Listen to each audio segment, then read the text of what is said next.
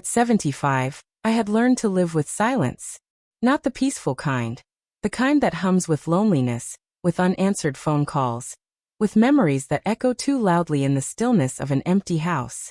My days were simple: morning tea, tending to my tiny garden, knitting blankets no one really needed, and reading books I'd already read twice.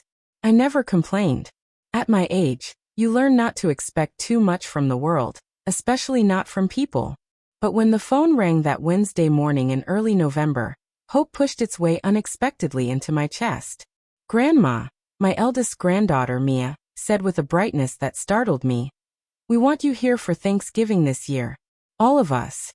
I sat down slowly, gripping the edge of the table as if the news might knock me over. They wanted me? They, my son, his wife, my 3 grandchildren who were practically adults now, all busy with their own lives, wanted me with them? "Oh, sweetheart," I managed to say, "I would love that." She giggled, an airy, almost rehearsed sound. "Great. Then book your flight. We'll pick you up from the airport. We can't wait." I must have listened to that sentence 50 times in my head afterward. "We can't wait." It made me smile every time. I hung up and pressed my hand against my heart, feeling it flutter like a girl half my age. For the first time in years, I wouldn't be spending Thanksgiving alone with a frozen dinner and a Lifetime movie pretending to be company. I would be with family, my family. The next week was full of life I hadn't felt in ages. I dusted the shelves, rearranged my drawers, and even pulled out my old floral suitcase, the one I hadn't touched since my husband, Michael, passed away. I packed slowly, choosing sweaters I thought would look nice in family pictures. Even though no one had taken a family photo with me in nearly a decade, I packed the cranberry jam recipe card he had written for me in his careful handwriting. His famous recipe, the one everyone loved but never bothered to learn. I planned to make it for them one last time. I even bought small gifts for each grandchild. Nothing expensive, just things that showed I pay attention. A book for Mia, a leather wallet for Ben, a delicate bracelet for Ava. I wrapped them neatly, imagining their surprised faces. Every night before bed, I caught myself smiling. How silly at my age to feel giddy. But loneliness makes any small bit of love feel like a miracle. As the day approached, I felt a mix of nerves and excitement. The way I used to feel before holiday dinners when Michael and I would host the entire family. I could almost hear his voice teasing me. "Evelyn, don't fuss so much. They'll just be happy you're there." I hoped he was right. The morning of my departure, I woke before the sun. I made tea but was too excited to drink it. My old bones ached as I moved around the house, turning off lights, checking windows, and whispering goodbye to each room, as if I'd be gone for months instead of a week. When the taxi pulled up, I locked the door, gripping the handle for a second longer than necessary. "Thanksgiving with family," I whispered to myself, as if saying it aloud would make it real. The airport was crowded, loud, chaotic. Nothing like the quiet world I came from. But I didn't mind. My heart felt light. I clutched my ticket, found my seat on the plane, and watched the clouds outside the window as we climbed higher. For a moment, I closed my eyes and imagined the moment I'd step into their arms. Warm hugs, smiles, maybe even happy tears. I imagined hearing, "We missed you, Grandma." Hope, after so many years of absence, felt like a warm coat around my shoulders. I had no idea how cold things would become once I landed. The plane touched down with a gentle bump, and my heart jumped right along with it. I sat up straighter, smoothed my sweater, and dabbed a little powder on my nose. 75 or not, a woman likes to look presentable when her family sees her after a long time. As the passengers filed out, I clutched my handbag and gifts, feeling a warm flutter of anticipation. When the airport doors slid open, I stepped out into a flood of voices, phones ringing, children crying, relatives shouting each other's names. Families reunited everywhere I looked. Tight hugs, laughing embraces, the clicking of camera shutters catching the moment. I looked for mine. I waited for a familiar face, a wave, someone holding a sign, anything, but no one approached me. I scanned each group carefully, certain they were there somewhere, just slightly out of view. My son Daniel always stood tall. He would have been easy to spot. My grandkids, surely recognizable, would have run toward me. At least, that's how I pictured it. Minutes stretched, and my excitement settled into something thinner. "That's okay," I whispered. "They must be stuck in traffic." I wheeled my suitcase to a bench near the arrivals area and sat. Every time a family walked past, I lifted my head just slightly. 10 minutes turned into 20, 20 into 40. My phone remained silent in my lap. Still, I defended them in my mind. Maybe their phones died. Maybe they got lost in the wrong parking area. People around me were meeting their loved ones, crying, hugging, laughing. A man in his 30s lifted his mother off her feet in joy. A young woman buried her face into her boyfriend's chest. A little boy ran into his father's arms. And I sat alone. An hour passed. The warmth inside me flickered, shrinking with every passing minute. I felt a pinch behind my eyes, but I swallowed it, straightening my back. At 75, crying in public felt like weakness, something I could not afford. Finally, I called my son. 1 ring. 2, 3, 4. Voicemail. I tried again. Straight to voicemail this time. I clenched the phone, feeling the first real pang of worry. I sent a message to Mia. Landed, "Sweetheart. I'm in arrivals near the coffee shop." No reply. I waited another 15 minutes. My fingers trembled slightly as I typed another message, this time to the family group chat where they all seemed active every day. "I'm here at the airport. Just checking in. Everything okay?" The message delivered instantly but stayed unread. A cold tightness wrapped around my chest. Maybe something happened. An emergency. An accident. My mind raced with possibilities. To distract myself, I reached into my bag for a bottle of water, but instead my hand brushed over the neatly wrapped gifts. The bracelet for Ava, the book for Mia, all chosen with such care. My stomach twisted. Another half-hour passed. I felt so small sitting there among hundreds of people reunited with the ones they loved. I hugged my coat tighter around myself. My tea from that morning felt like a lifetime ago. I finally walked to a cafe inside the terminal, bought a small coffee, and sat down again. The cup warmed my hands, but did nothing for the ache inside.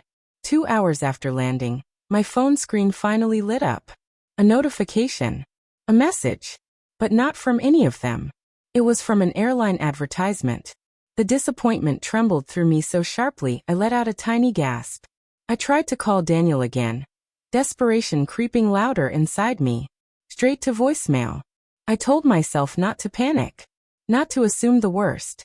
Not to believe that I had flown all this way only to be forgotten.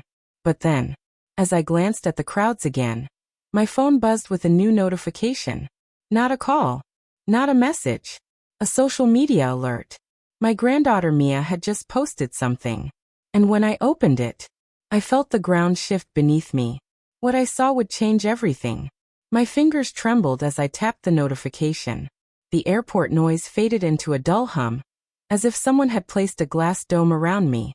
The only thing that existed in that moment was the glowing screen in my hand. Mia's post opened. A photo filled my screen. A beautifully decorated wooden lodge. Warm lights glowing against the evening sky. Inside, around a long rustic table overflowing with food, sat my entire family. All of them. My son Daniel, his wife, my grandchildren, all dressed up, smiling, laughing. Champagne glasses lifted in a toast. The caption read, "Finally, a peaceful Thanksgiving getaway. Just us. Couldn't ask for better company. Just us. Peaceful. Better company." The words stabbed deeper than any knife could. The coffee cup in my other hand slipped slightly, and a few drops spilled onto my skirt, but I barely felt it. My ears rang, and my heart thudded painfully against my ribs. They were already celebrating. Without me. Not waiting for me. Not stuck in traffic. Not caught in a mix-up. They had left. They had chosen to be together, and chosen to exclude me. As I stared at the picture, another detail hit me harder. The timestamp. The photo had been posted an hour before my plane even landed. That meant they were never coming. Never planned to. I swallowed hard. My throat tight and dry. I zoomed into the picture, as if trying to prove myself wrong, as if maybe, just maybe, this was from last year, or maybe earlier today before they left to pick me up. But then I spotted something. My daughter-in-law, Sarah, sat beside Daniel, her arm looped around his. She wore a sweater she had purchased just last week. She had shown it in her story 2 days ago, the same black sweater with gold buttons. This was not an old photo. This was now. This minute. While I sat alone in an airport, believing they loved me, my emotions twisted into something sharp. Hurt, humiliation, disbelief, like waves crashing into each other with no mercy. Mia hadn't even texted. Hadn't even noticed my messages. But she had found the time to take smiling pictures at a lodge and post them for the world to admire. A sudden vibration made me flinch. Another notification. A comment on Mia's post. Friend. Where's Grandma? Thought she was coming this year. Mia. Long story, lol. It's better this way. Better. Better for who? The airport lights blurred as tears filled my eyes. I blinked rapidly, refusing to let them spill. I wouldn't cry here. Not in front of these strangers who were greeting their families with joy. I stood, feeling suddenly older, shakier, more fragile. I moved to a quieter corner, away from happy reunions, away from warmth and laughter. My legs ached, and my breath came in slow, trembling pulls. Then my phone rang. I froze. Daniel. For a moment, just one foolish heartbeat, hope surged again. Maybe they realized. Maybe they felt guilty. Maybe they were coming after all. I answered quickly. Daniel. A muffled voice, loud music in the background. Then Daniel spoke, his tone clipped, hurried, annoyed. Mom, hey. I saw your messages. Listen, we thought you weren't really coming. You didn't have to fly out. It's just a small family thing this year. Private. Private. Another word for without you. But you invited me, I whispered. A pause. A sigh. Look, Sarah thought it would be nice to extend the invitation, but we didn't expect you to actually book the flight. You should have checked with us. Each word landed like a stone on my heart. I checked, I said softly. You said you couldn't wait. Well, he said, voice losing patience. Things changed. Anyway, we're already out of town. No way to come get you. Maybe take a cab somewhere? Or head home. Home. Alone. After flying across the country for a lie, I felt something inside me crack. Quiet, clean, final. I understand, I said, though it wasn't true. He hung up without a goodbye. That moment, something in me hardened. Not cruelly, not angrily, but with the strength of a woman who had been hurt for the last time. I wiped my eyes, straightened my back, and whispered to myself. They may not want me, but they will never use me again. The betrayal was complete. And without knowing it, my family had just set the stage for my sweetest revenge. The drive back home from the airport was quiet. My suitcase sat beside me, heavy. But heavier still was the realization of what had just happened. For hours, I replayed every word, every gesture, every promise my family had made. We can't wait, they had said. And yet, they had spent Thanksgiving without me, celebrating a false image of togetherness while I sat alone, abandoned in a crowded terminal. But as I approached my small, tidy home, I felt something stirring inside me. Not anger, not spite, but clarity.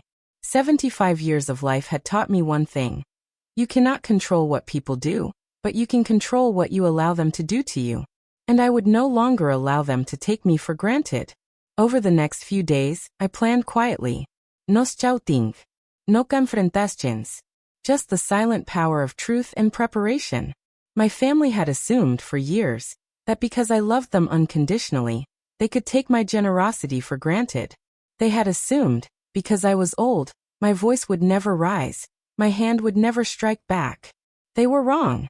I began with small steps, checking legal papers, reviewing my late husband Michael's estate, and making arrangements that had been long overdue. My grandchildren had always assumed they would inherit the property and investments without question. I realized now that it was time to redraw the boundaries they had so carelessly ignored. I called my lawyer, a sharp-minded woman named Clara, and quietly updated my will. Portions of my estate that my family had long expected were redirected to charities supporting lonely seniors, local hospitals, and community programs in my city.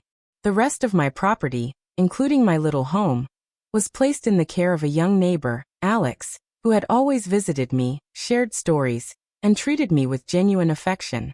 Not a cent would go to those who had abandoned me. Weeks passed, and life returned to a gentle rhythm.